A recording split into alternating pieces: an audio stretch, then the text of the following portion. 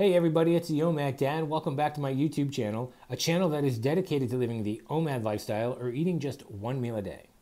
Well, today I want to tackle the topic of body image issues. If you're going to have any sort of long-term success on your OMAD journey or any other health and wellness journey for that matter, and you have some unresolved body image issues, you're going to need to tackle those if you want to have long-term success and get your health in order.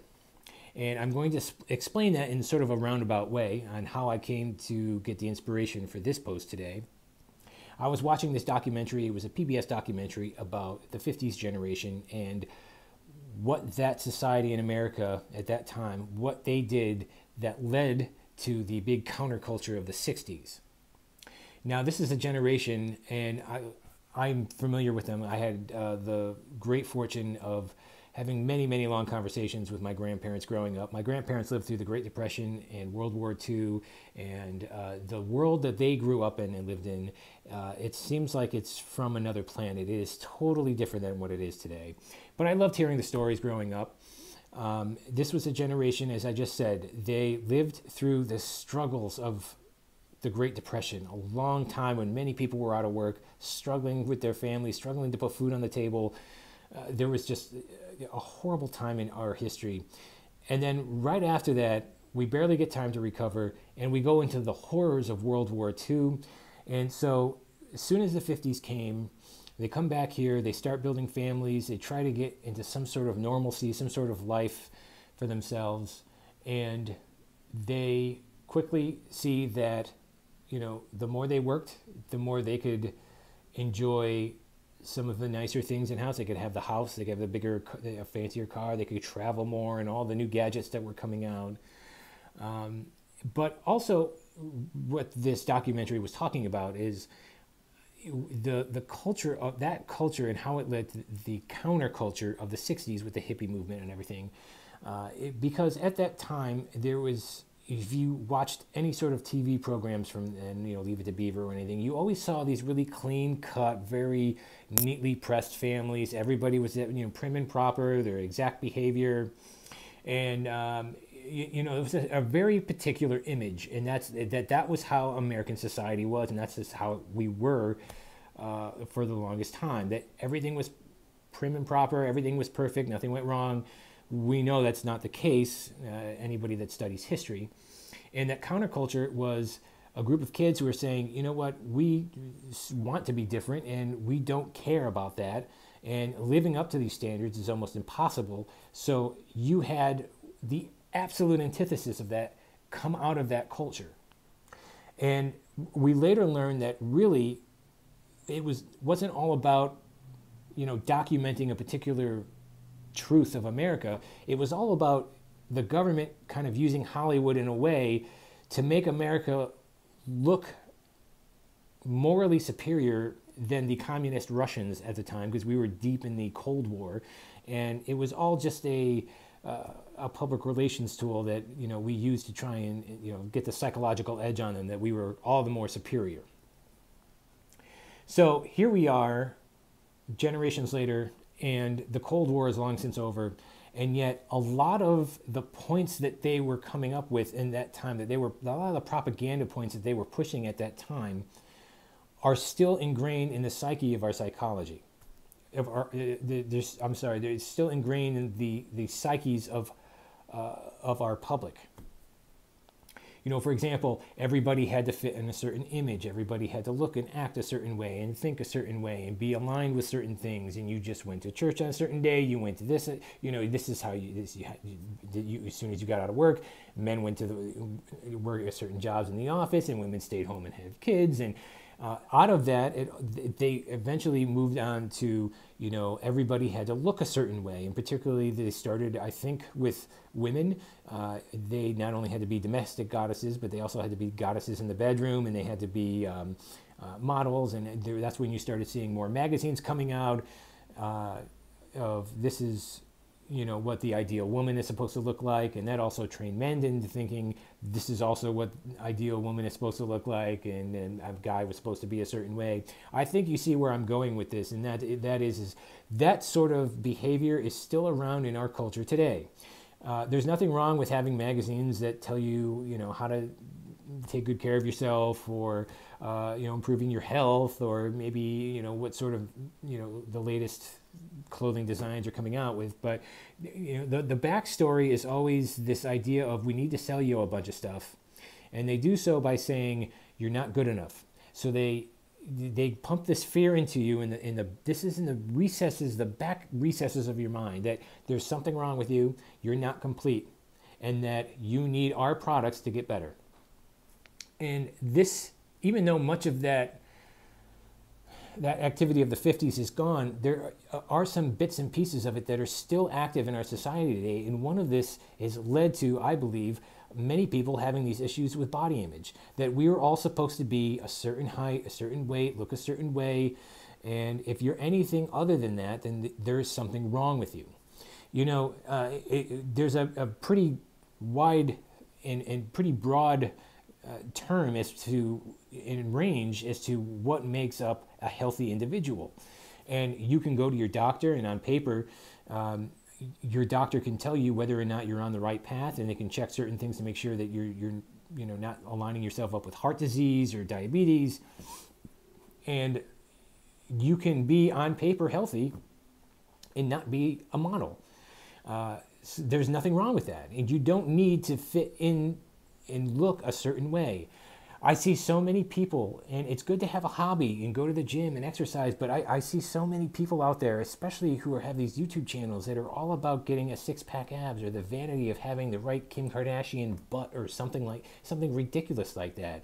And they go through such just demanding and taxing on their body, in consuming all of these dangerous products and protein shakes and pills and everything, and pre-workout and post-workout drinks that are supposed to magically cure you. It's just scary. It all comes down to having a piss poor body image of yourself, and not loving yourself enough.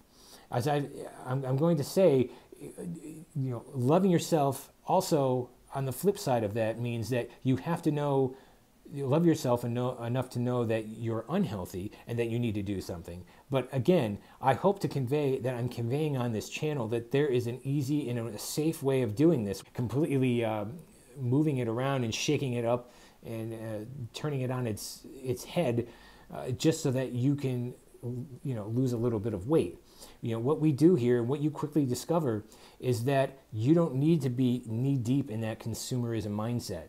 It takes, when you think about it, it takes very little for you to be able to function. We don't need all of this stuff to be able to survive the way that we do.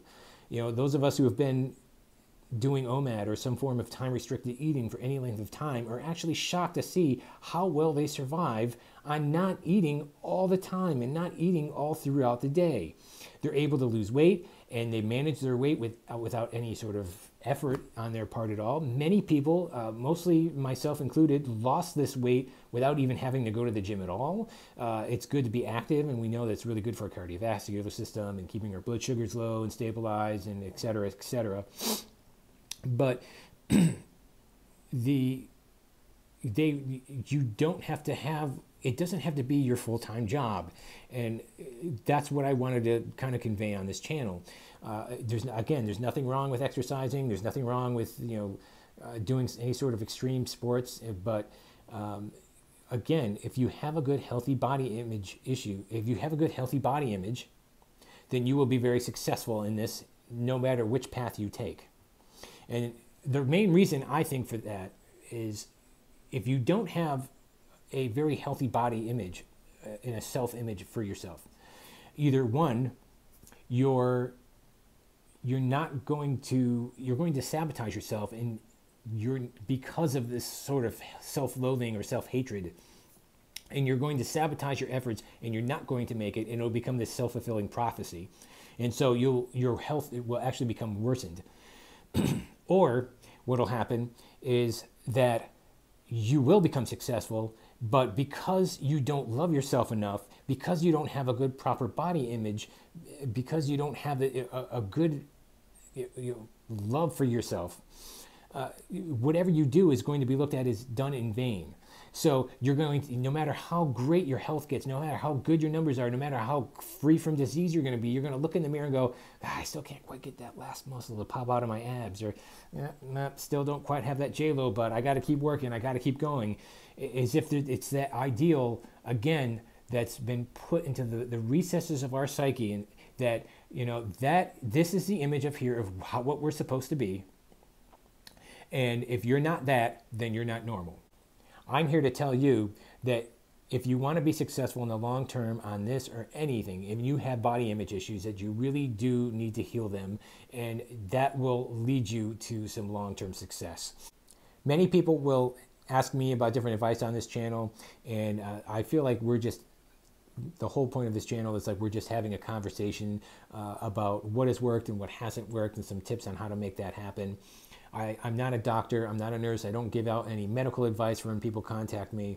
I just offer the bit of knowledge from my experiences that I have and that I can give you. And I can tell you that I spent much of my former years, as many other people do, looking in the mirror and just going, oh, I don't like this, oh, I don't like that about myself. And it wasn't until I stopped and said, you know what, I'm an okay person, I'm okay, I don't need to live up to that ideal, that I fell in love with I loved myself enough to say, okay, well, I don't have to live up to that ideal, but I know that on paper, according to my doctor, I'm unhealthy because of this, this, and this. And what can I do to make sure that that reverses? And what can I do to turn that around? And that's where OMAD came in time-restricted eating. I cut back on my portions. I eat 1 meal a day. I make sure I get good nutrition. I try to walk 10,000 steps a day. And I've just recently added some calisthenics to my fitness routine. I do meditation and try to get plenty of sleep at night. There's a bunch of things that I do, and it's not just eating a particular diet or just exercising 6 or 8 hours a day to try to get yourself there. But I do so in a way that's healthy, because I have fixed any sort of body image issues that I had before, and I've been able to heal that and move past that.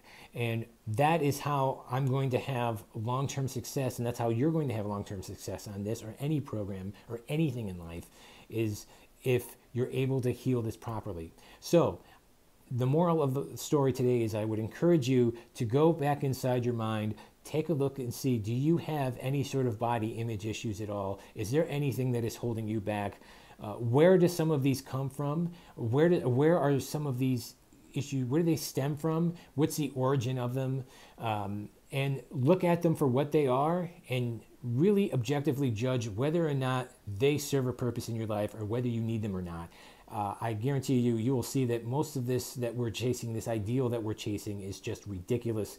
And really what we should be focused on is obtaining the best health that we can and longevity, so that we could live a nice, healthy, long life, enjoy the fruits of this planet, enjoy our families and our children.